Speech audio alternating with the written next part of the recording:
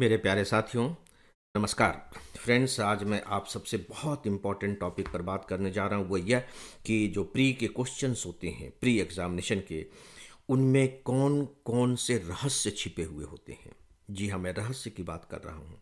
यदि आपने इससे पहले के मेरे कुछ वीडियोस देखे हों तो उसमें आपने पाया होगा कि फिलहाल मैं जो 3 कथन वाले प्रश्न होते हैं उनके बारे में बातें कर रहा हूँ, और मेरी कोशिश है कि मैं ये जो 3 कथन वाले हैं इसे आपके लिए सरल बना सकूं। और यदि आप 2025 का क्वेश्चन पेपर उठा करके देखेंगे तो पाएंगे कि 2 कथन वाले और 3 कथन वाले इन प्रश्नों की संख्या 13 रही है। 13 डेफिनेटली 2 कथन वाले तो फिर भी थोड़े से ठीक ठाक से लगते हैं, लेकिन जब आप 3 कथन वाले प्रश्नों को देखते हैं तो दिमाग चकराने लगता है। और कल्पना करके देखिए कि यदि 3 कथन वाले कई प्रश्न एक साथ आ जाएं, तब तो सच पूछिए दिमाग इतना चक्कर खा जाएगा कि कुछ समझ में ही नहीं आएगा। करके देख लीजिए, मैं अपने अनुभव की बात आपको कर रहा हूं। और यूपीएससी शायद जानबूझ करके ऐसा करती है।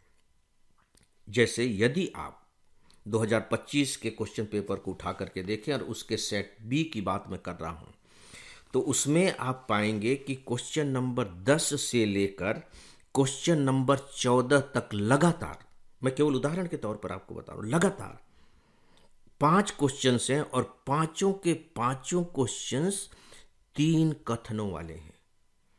जब आप एक पढ़ते हैं तब तो थोड़ा बहुत ठीक लगता है, 2 पढ़ते हैं तो थोड़ा सा खराब लगता है, फिर भी अपने को कंट्रोल में रख लेते हैं। तीसरा पढ़ते हैं तब तक भी थोड़ा सा ठीक है, हम इसे भी मैनेज कर लेंगे। लेकिन जब चौथे पांचवें तक पहुंचते हैं तो आपको झुंझलाहट होने लगती है कि ये क्या हो रहा है, क्या लिखा जा रहा है, कैसे समझे, कैसे आंसर दें इसका, ये भी कोई क्वेश्चंस होते हैं। आपको ऐसा लगने लगेगा। आप इसे अनुभव कर सकते हैं और आपको इसे अनुभव करना ही चाहिए, तभी मेरी बातों पर यकीन होगा, नहीं तो यकीन नहीं होगा। तो दोस्तों, क्वेश्चन नंबर 10 से लेकर के 14 तक कंटिन्यूअस 5 क्वेश्चंस 3 कथनों वाले हैं। अब सवाल ये उठता है कि क्या आप इससे अपने को विड्रा कर लें कि ठीक है दूसरे क्वेश्चन सॉल्व करेंगे, हम इसे टच ही नहीं करेंगे। ऐसा बिल्कुल भी मत कीजिएगा। मैं आपको यही फार्मूला बताने जा रहा हूं, और पिछले कुछ एपिसोड में मैंने यही फार्मूला बताया है कि दरअसल ये जितने डरावने दिखाई देते हैं, जितने उलझे हुए दिखाई देते हैं, उतने डरावने हैं नहीं, उतने उलझे हुए हैं नहीं। तो आज मैं इसी इशू पर बात करने जा रहा हूं। सच पूछे तो जब मैंने इन पर विचार करना शुरू किया, तोड़ मरोड़ कर इधर उधर से विचार करना शुरू किया, तो मुझे ये प्रश्न प्यारे लगने लगे। जी हाँ, वास्तव में मुझे ये प्रश्न प्यारे लगने लगे। जो 4 ऑप्शन होते हैं, वो 4 ऑप्शन शुरू में तो आपको बहुत जटिल से मालूम पड़ते हैं, एक जैसे मालूम पड़ते हैं, थोड़े बहुत हेर फेर के साथ। लेकिन आप जरा भी प्रैक्टिस कर लेंगे और मेरे इससे रिलेटेड लेक्चर्स सुन लेंगे तो आपको सच बताऊं, इनसे प्यार हो जाएगा। और ये प्रश्न ऐसे हैं जिनसे आपको प्यार होना चाहिए, क्योंकि ये आपकी मदद करते हैं। तो देखिए मदद कैसे करते हैं, अब मैं आपको बता रहा हूं। खासकर पिछले मेरे जो 2 लेक्चर्स हैं उसी के कंटिन्यूएशन में मैं ये बात कर रहा हूं। अब जान चुके हैं कि जो कथन 1 है वो तो सही होता ही होता है, कथन 1 गलत नहीं होता है, और उसके बारे में पूछा भी नहीं जाता है कि कथन 1 सही है या सही नहीं है। कोई कथन सही है या नहीं है, इनमें केवल कथन नंबर 2 और कथन नंबर 3 को शामिल किया जाता है, यानी कि कथन 1 से आप मुक्त हो सकते हैं। और मजेदार बात यह है कि ये जो कथन 2 और कथन 3 है, इनमें भी इस बात को ध्यान से सुनिएगा, ये तो पूछा जाता है कि ये दोनों सही हैं या नहीं हैं, लेकिन ये नहीं पूछा जाता कि इनमें यदि गलत है तो कौन सा है। मजेदार बात यह है कि ये कभी भी नहीं पूछा जाएगा कि क्या ये दोनों गलत हैं, यानी कि इन दोनों में ज्यादा से ज्यादा बुरी स्थिति यही हो सकती है कि एक गलत हो, अदरवाइज दोनों सही हैं।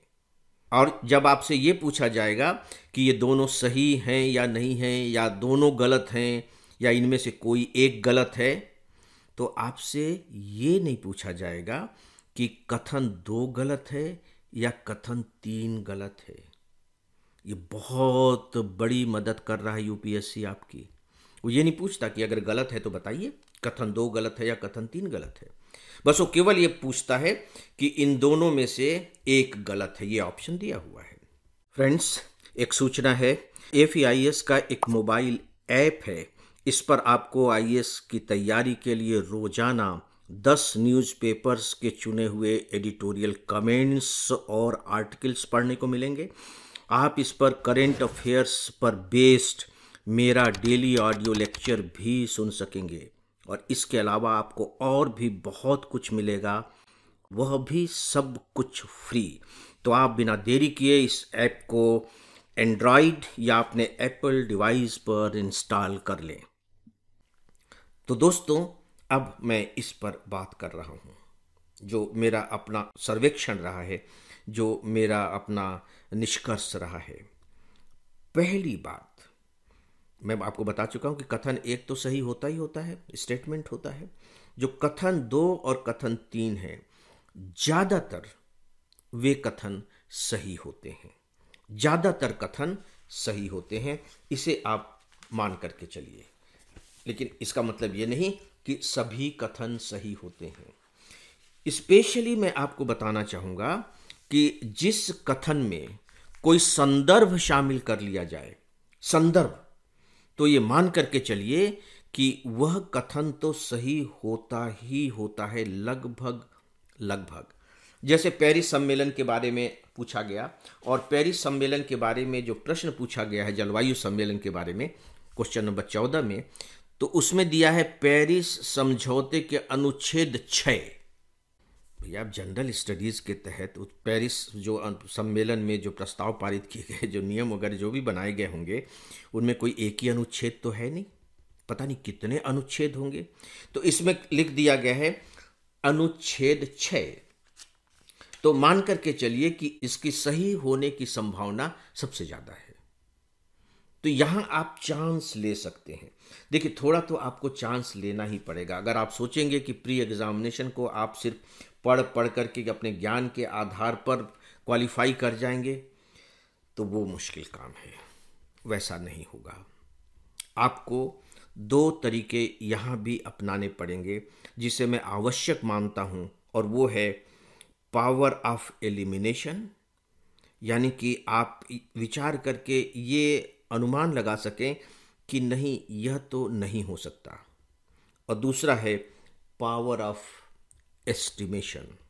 पावर ऑफ एस्टिमेशन का मतलब है कि आप विचार करके ये अनुमान लगा सकें कि शायद ये सही हो, शायद यह सही हो।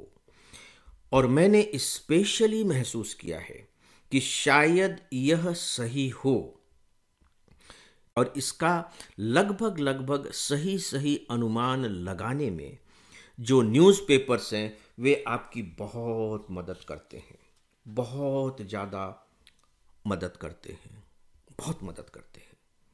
इसलिए दोस्तों, मैं ये मान करके चलता हूँ और अपने स्टूडेंट्स को हमेशा ये सलाह देता हूँ कि कोई कुछ भी कहे, आपको रेडीमेड चीज़ें कितनी भी प्रोवाइड क्यों न कर दी जाएं, आप उनका भी इस्तेमाल कीजिए अगर आपको ठीक लगता है। तो मैं उनसे आपको विड्रा करने की बात नहीं कर रहा हूँ, लेकिन आपको चाहिए कि आप एक न्यूज़पेपर तो जरूर पढ़ें।